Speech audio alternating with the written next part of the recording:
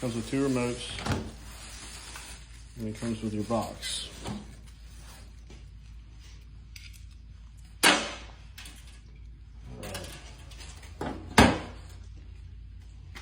I'm gonna go ahead and hook the ground right here. You can hook it to your skid or anywhere on your engine block. This bolt is going into the block, so I'm just gonna put it here for now. 10 millimeter tightens it down. Okay. Temporary, right? Yeah. It could be permanent there if you want, but I'm not gonna put mine there permanently. Now down here, this is a posi-tap connector. We're gonna tap into the line, the solid white wire coming out of your rectifier. Doesn't matter what amp charging system you have, it's still gonna be the same color wire. It's the one with the larger gauge. I'll show you here in a minute. This just pokes into the wire. You put this over the back of the wire and that tightens down. Let's see. I'll show you how to hook this up. A lot of times the rectifier is up on the outside of the skid, but mine's underneath it. So I'm just gonna slide this over the back of that wire. I'm gonna tighten this down. There we go. It's ready to go. All right, next wire. This blue wire, I already took the end cap off of it and put it behind this wire here. This one, depending on where your pump's located, might be a little harder to get to, but once you find it, you can slide it over the back of the wire pretty easy. It's a black wire with a yellow stripe. And so what you want to do here,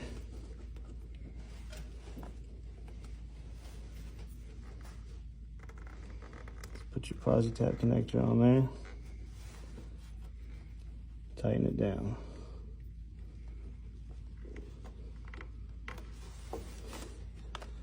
There you go. Okay. Last thing, we're going to take this yellow wire, and it has a piggyback spade connector. So we're going to unplug. I used a long screwdriver just to kind of prise it off. But if you look back here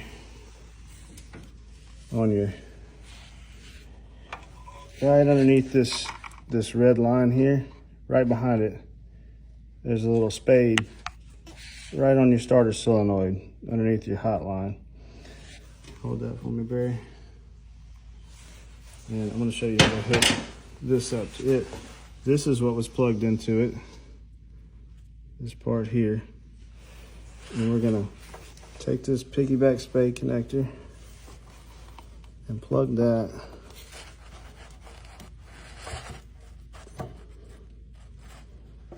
into there like so.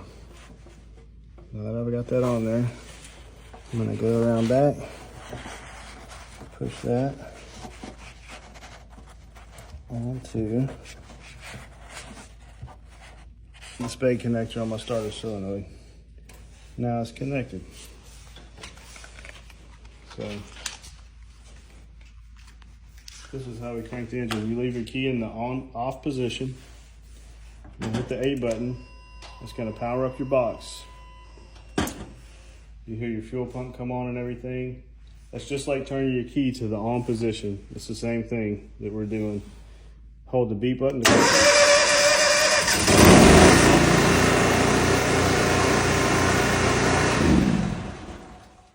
A button again kills it.